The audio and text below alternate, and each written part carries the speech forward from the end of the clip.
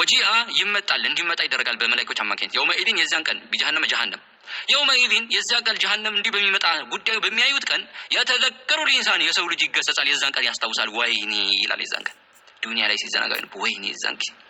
ለካ ጉዳዩ እንዲህ ነው ተዘናግቼ በሰላት የተዘናግቼ በኢልም የተዘናግቼ ወንጀል እየተዳፈርኩ ወይኔ ለካ ይሄ ነው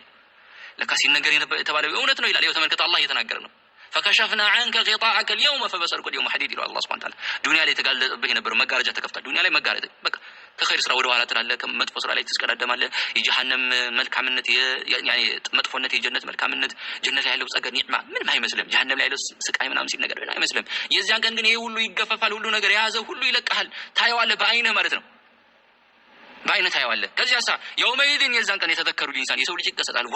ወይ ጥፋት ይላል ወአና ለሁ ዚክራ ነገር ግን ምን ዋጋ አለው መገሰጹ ይላል አላህ Subhanahu Wa Ta'ala ምክንያቱም ነደም የዛን ቀን መገሰጽ አይጠቅመው ዱንያ ላይ ቢሆን